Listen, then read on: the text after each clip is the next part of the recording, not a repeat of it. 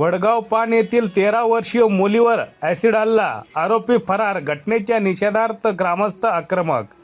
संगमनेर तालुक्यातील वडगाव पान या छोट्याशा गावात काल सकाळी 11 वाजेच्या सुमारास 6वीत शिकणाऱ्या 13 वर्षीय अल्पवयीन विद्यार्थिनीवर अज्ञात व्यक्तीने ॲसिड हल्ला केल्याची धक्कादायक घटना घडली आहे.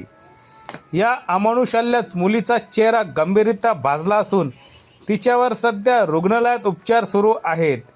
एक दिवस उलटूनही आरोपी फरार असल्याने आरोपीला अटक करण्याच्या मागणीसाठी ग्रामस्थ आक्रमक झाले.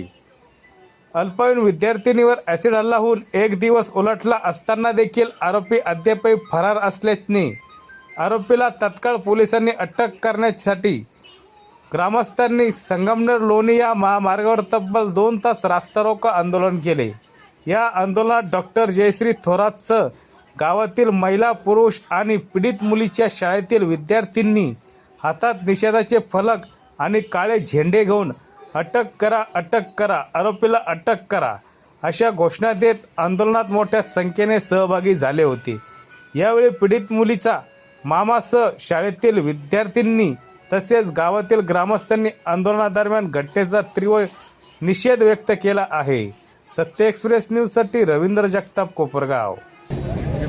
काल अतिशय दुर्दैवी अशी घटना आपल्या संगमनेर तालुक्यामध्ये घडलेली आहे.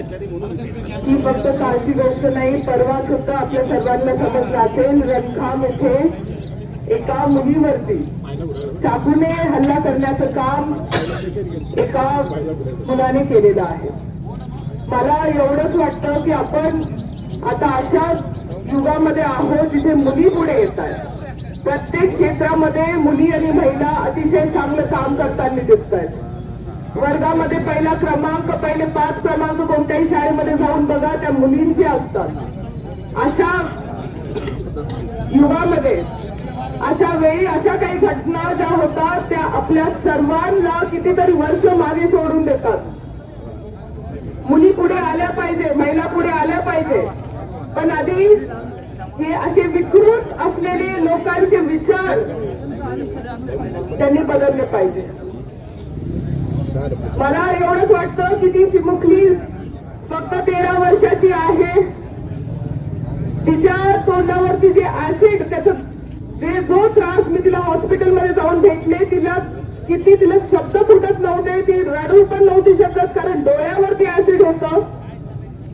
काय वेदना तिला होत असतील, काय वेदना तिला होत असतील. आणि या वेदना काही एक दिवसाच्या नाही, आयुष्यभराच्या आहेत. हे कधी आपण समजणार? त्या मुलीच्या पुढचं आयुष्य, एक जीव जो आहे ना, तो आयुष्यभर तडफडणार आहे. हे आंदोलन आपण ह्याच्यासाठीच केलंय की मला किंवा थोरात साहेब किंवा आपण सर्वजण, मी कालच म्हटलं होतं, राजकारण, पक्ष, धर्म, जात या सगळ्या गोष्टी आपण बाजूला ठेवून मुलींच्या सुरक्षेसाठी आलं पाहिजे, पुढे आलं पाहिजे. कडक कायदे, कडक कायदे, कडक कायदे, शांतरा, कडक कायदे असे झाले पाहिजे की जो कुणी असेल त्याला इतकी कठोर शिक्षा झाली पाहिजे की या मुलीच्या आयुष्यासाठी परत कुणी असा पाऊल उचलला नाही पाहिजे. काय तिचा दोष होता? शाळेतून घरी चालली होती फक्त. तुम्ही थोडं शांत राहाल का? Thank you very much. तुम्ही, काय तिचा दोष होता? शाळेतून घरी चालली होती, आपण सर्वांनी बघितलं तिला. एवढीशी चिमुकली, तिच्यावरती कुणी ऍसिड फेकतं, ऍसिड हल्ला. परवाची ती मुलगी, तिच्यावर चाकूचा हल्ला. आणि काय चाललंय संगमनेर मध्ये?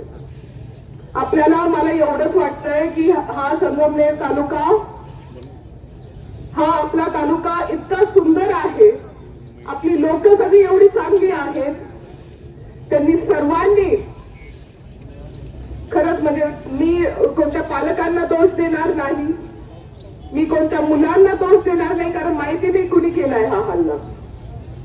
जोपर्यंत तो आरोपी समोर येत नाही तोपर्यंत आपण सर्वजण, कोणाला जे काही माहित असेल, मला असं वाटतं की पोलिसांना सहकार्य करा, प्रशासनाला सहकार्य करा. शासन आणि प्रशासन हे सगळेजण एकत्रित आले पाहिजे आणि मुलींच्या सुरक्षेसाठी कायदा जो आहे तो कठोर आणि कडक झाला पाहिजे, एवढीच विनंती मी करते. मी